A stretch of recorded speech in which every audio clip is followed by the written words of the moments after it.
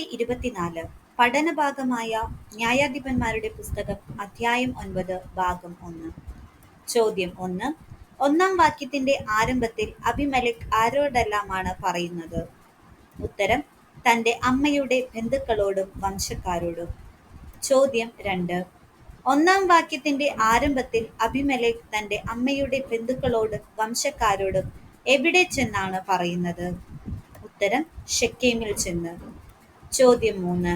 ഒന്നാം വാക്യത്തിന്റെ ആരംഭത്തിൽ അബിമേലെക്ക് തന്റെ അമ്മയുടെ ബന്ധുക്കളോടും വംശക്കാരോടും പറയുന്നത് എന്ത്? ഉത്തരം: നിങ്ങൾ ശെഖേം പൗരന്മാരോട് രഹസ്യമായി ചോദിക്കുവിൻ. ചോദ്യം 4. നിങ്ങൾ ശെഖേം പൗരന്മാരോട് രഹസ്യമായി എന്ത് ചോദിക്കുവിൻ എന്നാണ് അബിമേലെക്ക് പറയുന്നത്? ഉത്തരം: ജെറുബ്ബാലിന്റെ 70 പുത്രന്മാരും കൂടി നിങ്ങളെ ഭരിക്കുന്നതോ ഒരാൾ മാത്രം നിങ്ങളെ ഭരിക്കുന്നതോ ഏതാണ് നിങ്ങൾക്ക് നല്ലത്? ചോദ്യം 5. താൻ ആരാണെന്ന് ഓർത്തുകൊള്ളുവിൻ എന്നാണ് അബിമേലെക്ക് പറയുന്നത്? ഉത്തരം: നിങ്ങളുടെ അസ്ഥിയും മാംസവും. ചോദ്യം 6. അബിമേലെക്കിന് വേണ്ടി ഇക്കാര്യം ശെഖേം നിവാസികളോട് രഹസ്യമായി പറഞ്ഞത് ആരാണ്? ഉത്തരം: അവന്റെ അമ്മയുടെ ബന്ധുക്കൾ. ചോദ്യം 7. അബിമേലെക്കിന്റെ അമ്മയുടെ ബന്ധുക്കൾ പറഞ്ഞത് കേട്ടപ്പോൾ ശെഖേം നിവാസികൾക്ക് സംഭവിച്ചത് എന്ത്? ഉത്തരം: അവരുടെ ഹൃദയം അബിമേലെക്കിലേക്ക് ചാഞ്ഞു. ചോദ്യം 8. അബിമേലെക്കിന്റെ അമ്മയുടെ ബന്ധുക്കൾ പറഞ്ഞത് കേട്ടപ്പോൾ ശെഖേം നിവാസികൾ പറഞ്ഞത് എന്ത്? ഉത്തരം: അവൻ നമ്മുടെ സഹോദരനാണല്ലോ.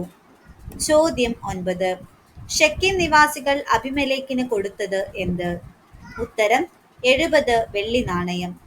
ചോദ്യം 10. ശെഖേം നിവാസികൾ അബിമേലെക്കിന് 70 വെള്ളി നാണയം കൊടുത്തത് എവിടെ നിന്ന്? ഉത്തരം: ബാൽ-ബെറീത്തിന്റെ ക്ഷേത്രത്തിൽ നിന്ന്. ചോദ്യം 11. അബിമേലെക്ക് ആരെയാണ് തന്റെ അനുയായികളാക്കിയത്? ഉത്തരം: കുറെ ചട്ടമ്പികളെ.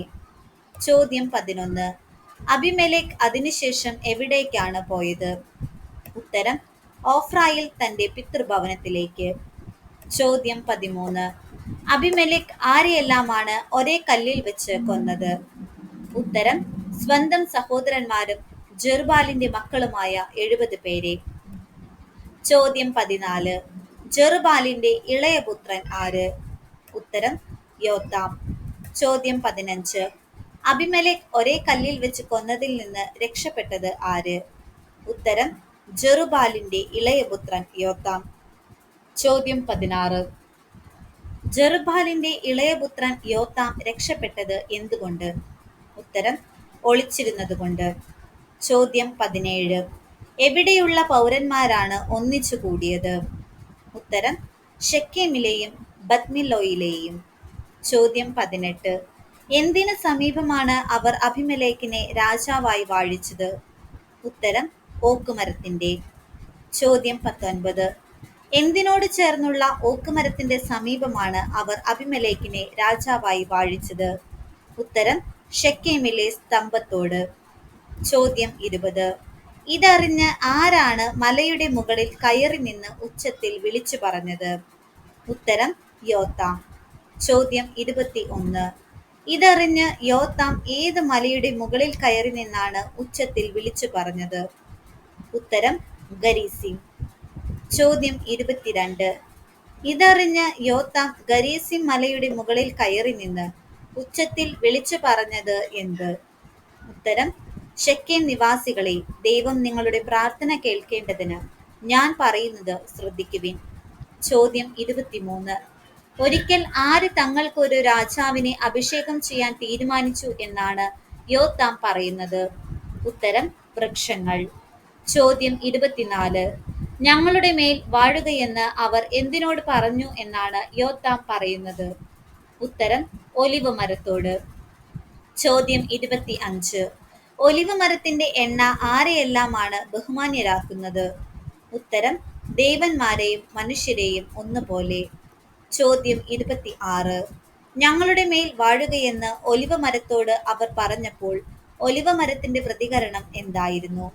ഉത്തരം: ദേവന്മാരെയും മനുഷ്യരെയും ഒന്നുപോലെ ബഹുമാന്യരാക്കുന്ന എന്റെ എണ്ണ മറന്ന് വൃക്ഷങ്ങളുടെ മേൽ വാഴുവാൻ ഞാൻ പോകണമെന്നോ? ചോദ്യം 27. നീ വന്ന് ഞങ്ങളെ ഭരിക്കുക എന്ന് വൃക്ഷങ്ങൾ പറയുന്നത് ആരോട്? ഉത്തരം അത്തിമരത്തോട്. ചോദ്യം 28. നീ വന്ന് ഞങ്ങളെ ഭരിക്കുക എന്ന് വൃക്ഷങ്ങൾ പറയുമ്പോൾ അത്തിമരത്തിന്റെ പ്രതികരണം എന്ത്? ഉത്തരം രുചിയേറിയ എന്റെ പഴം ഉപേക്ഷിച്ച് ഞാൻ വൃക്ഷങ്ങളുടെ മേൽ വാഴുവാൻ പോകണമെന്നോ? ചോദ്യം 29.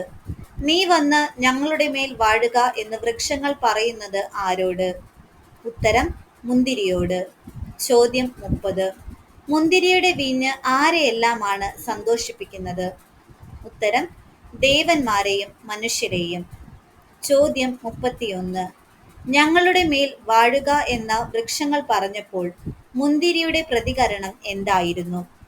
ഉത്തരം ദേവന്മാരെയും മനുഷ്യരെയും സന്തോഷിപ്പിക്കുന്ന എന്റെ വീഞ്ഞ് ഉപേക്ഷിച്ച് വൃക്ഷങ്ങളുടെ മേൽ വാഴുവാൻ ഞാൻ വരണമെന്നോ? ചോദ്യം 32. മുന്തിരിയോട് പറഞ്ഞതിനു ശേഷം ഞങ്ങളുടെ മേൽ വാഴുക എന്ന് വൃക്ഷങ്ങൾ പറഞ്ഞത് ആരോട്? ഉത്തരം മുൾപടർപ്പിനോട്. ചോദ്യം 33. എപ്രകാരമാണെങ്കിൽ നിങ്ങൾ എന്റെ തണലിൽ അഭയം തേടുവിൻ എന്നാണ് മുൾപടർപ്പ് വൃക്ഷങ്ങളോട് പറഞ്ഞത്? ഉത്തരം നിങ്ങൾ എന്നെ നല്ല മനസ്സോടെയാണ് അഭിഷേകം ചെയ്യുന്നതെങ്കിൽ. ചോദ്യം 34. നിങ്ങൾ എന്നെ നല്ല മനസ്സോടെയാണ് അഭിഷേകം ചെയ്യുന്നതെങ്കിൽ എന്റെ തണലിൽ അഭയം തേടുവിൻ, അല്ലാത്ത പക്ഷം എന്ത് സംഭവിക്കും എന്നാണ് മുൾപടർപ്പ് വൃക്ഷങ്ങളോട് പറഞ്ഞത്? ഉത്തരം മുൾപടർപ്പിൽ നിന്ന് തീയിറങ്ങി ലെബനോനിലെ ദേവദാരുക്കളെ നശിപ്പിക്കട്ടെ. നിങ്ങൾക്കായുള്ള ഇന്നത്തെ ചോദ്യം: ജെറുബ്ബാലിന്റെ പുത്രൻ ആര്? നിങ്ങളുടെ ഉത്തരം കമന്റായി രേഖപ്പെടുത്തുക.